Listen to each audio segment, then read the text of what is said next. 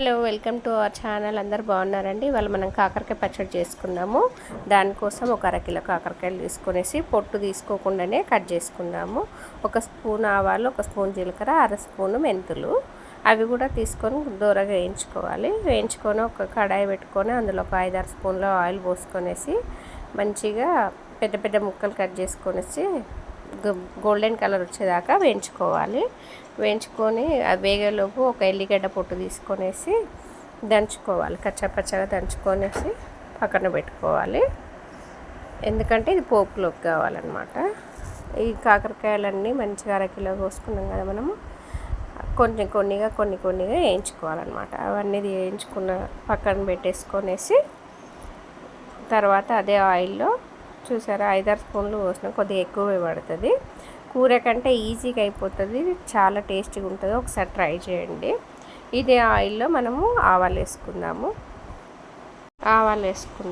కొంచెం ఒక స్పూన్ అన్న ఆవాలు వేసుకొనేసి చిటిపట్లు ఆడేలోపు మళ్ళీ ఇంకా జీలకర్ర కూడా వేసుకొనేసి కచ్చాపచ్చగా మంచి గోల్డ్ కలర్ అయినాక కచ్చాపచ్చగా దంచుకున్న ఎల్లిపాయలు ఉన్నాయి కదా, అది వేసేసుకున్నాం. ఎల్లిపాయ ముద్ద, ఒక గడ్డ వేయించుకొనేసి కలర్ మారగానే కొంచెం కరివేపాకు వేసుకొనేసి మనం ఇప్పుడు వేయించి పెట్టుకున్న జీలకర్ర, మెంతులు, ఆవాల పొడి మిక్సీ చేసి పెట్టుకున్నాము, అది ఇందులో వేసుకోవాలి. స్టవ్ ఆఫ్ చేసేసుకున్నాను.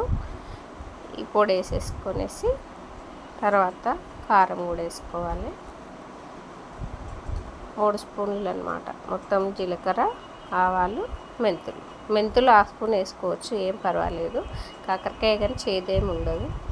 3-4 స్పూన్ల కారం పొడి వేసుకుంటున్నాను నేను. మీ టేస్ట్కి, రుచికి సరిపడా వేసుకోవచ్చు మీరు. నాకైతే ఇంత పడుతుంది. 1.5 స్పూన్ ఉప్పు వేసుకుందాము. వేసుకొనేసి కలుపుకొనేసి మనం ఇప్పుడు వేయించి పక్కన పెట్టుకున్న కాకరకాయ ముక్కలు ఉన్నాయి కదా, అవి ఈ పోపులో వేసేసుకొని కలుపుకోవాలి.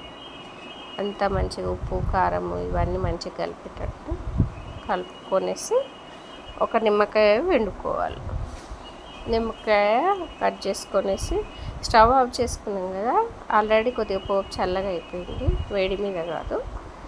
ఈ నిమ్మకాయల ఇత్తులన్నీ రాకుండా చూసుకొనేసి ఒకటే నిమ్మకాయ, అరకిలో కాకరకాయ ముక్కలకి ఒక నిమ్మకాయ పడుతుంది.